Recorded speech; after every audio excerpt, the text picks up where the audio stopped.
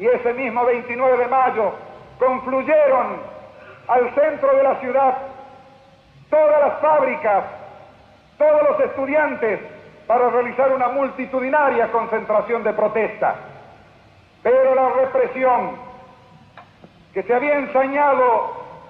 con toda esta serie de mártires volvió a actuar, y un compañero obrero nuestro, sin haber llegado al centro, el caso del compañero Máximo Mena, de Mecánicos, cayó con un balazo en el corazón frente a la terminal de ómnibus. Y de allí, evidentemente, el pueblo no pudo contener su indignación y su espíritu de lucha. Y así, con sus manos, con su cuerpo, pero con su dignidad, con su valentía, con su protesta, con su repudio a todo, reventando esa compresión de 3 años que nos impedía hacer actos, que nos impedía manifestarnos, superó a las fuerzas de la represión y tomó la ciudad de Córdoba en lo que nosotros consideramos el glorioso cordobazo del 29 de septiembre. Aquel grito de Agustín Tosco en su discurso de 1969 dejaba de rodillas la Revolución Argentina, dictadura encabezada por el teniente general Carlos Onganía en el año 66. Una democracia asfixiada por más de 3 años provocó la insurrección popular que teñiría Córdoba de ideales y resistencias que serían parte del devenir de su historia. Realmente, a los pocos meses de estar disfrutando el inicio de la actividad universitaria, se dio el golpe de Estado al presidente de la Nación, se derrocó a un gran presidente como era don Arturo Illia, por parte del teniente general Onganía, llamada la Revolución Argentina. A pocas semanas del golpe, se suprimió por decreto toda práctica política. Se antepuso a la Constitución Nacional un acta de prohibición que dejaba sin efecto a la Corte Suprema e ilegalizaba a los partidos políticos. Gobernadores, intendentes y toda legislatura provincial fueron desplazadas e intervenidas por los hombres de la fuerza militar. Lo mismo sucedió en la vida universitaria, que veía el fin de su autonomía y democracia interna. Se prohibieron los centros de estudiantes, consejos directivos y toda actividad estudiantil o docente que pusiera en duda el nuevo régimen dictatorial. Como verán ustedes, fue muy duro y daba comienzo así a un periodo muy negro, digamos, de la historia del país, en particular de la universidad. El nuevo ministro, Krieger Bacena, impulsó medidas que significaron enormes pérdidas laborales, especialmente para los trabajadores cordobeses, que habían logrado un desarrollo industrial elevado en los años 50. Ante un movimiento obrero nacional amenazado y fragmentado, toman fuerza los líderes sindicales de Córdoba, Agustín Tosco, de Luz y Fuerza, Atilio López, de UTA, y Elpidio Torres, de SMATA. El clima violento y represivo habilitó un encuentro solidario entre obreros y estudiantes, que cobraría intensidad con el pasar de los años y sería clave en aquel 29 de mayo del 69. Nosotros recurrimos, y ahí es cuando comienzan estas relaciones con el movimiento obrero, recurrimos al Sindicato de Luz y Fuerza, que estaba dirigido por don Agustín Tosco, histórico dirigente gremial, y nos facilitó, nos abrió las puertas para que pudiéramos hacer de la mañana a la noche cursos de ingreso que dábamos a los que pretendían ingresar a la universidad. Y evidentemente que también se aprovechaba porque por la tarde salíamos desde el Sindicato de Luz y Fuerza, que está ubicado en la calle Anfunes, donde está actualmente, marchábamos hacia las esquinas de Colón y General Paz, siempre a reclamar por la derogación de los cursos de ingreso como una bandera que era irrenunciable, el ingreso irrestricto de los estudiantes a la universidad. El de Ciencias Económicas fue el primer centro de estudiantes que logramos normalizarlos, y más de 200 estudiantes se dirigieron hasta la Casa de los Trabajadores para poner su voto en esa elección de autoridades del centro. La CGT Regional de Córdoba se sumó al paro general del 30 de mayo y decidió movilizarse desde el día anterior. Específicamente nosotros en Ciencias Económicas realizamos el día anterior, recuerdo, hicimos una asamblea de toda la facultad para discutir si adheríamos o no a la participación de esta convocatoria. mayoritariamente en esa asamblea resolvimos acompañar a los trabajadores en esta movilización y marchar a las 10 de la mañana también rumbo a la CGT. La verdad que fue una sorpresa, no por supuesto la importante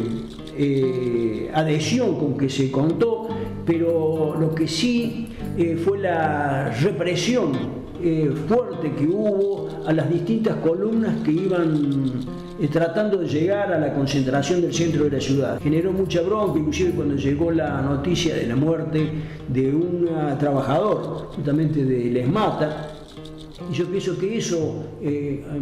generó mucha rebeldía contra ese ataque que se venía sufriendo y generó que se intentara frenar esa represión a través de barricadas, pero fue con una gran participación de la ciudadanía. Era notable que aparte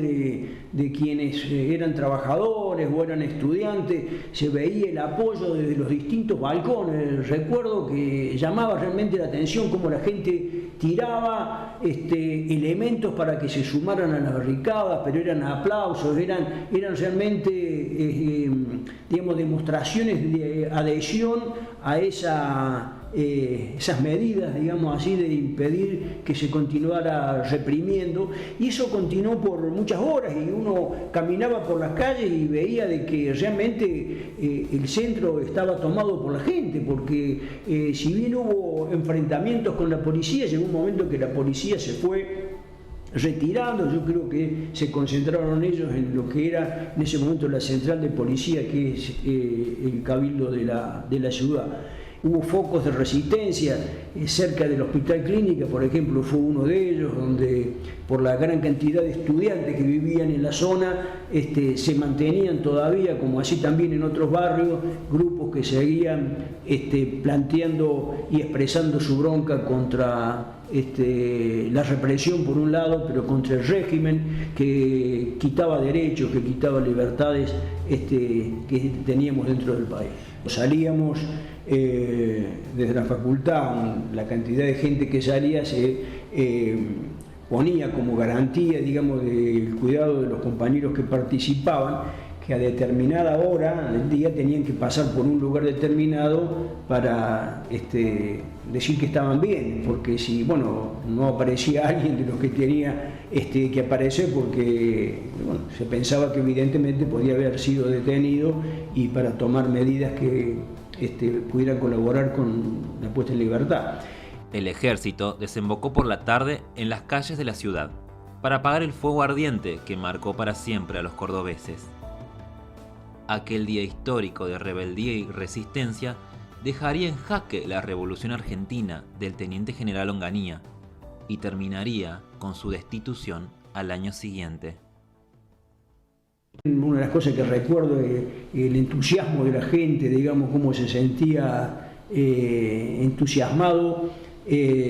valga la redundancia, con el hecho de poner un freno a tanta represión, a tanta quita de conquistas que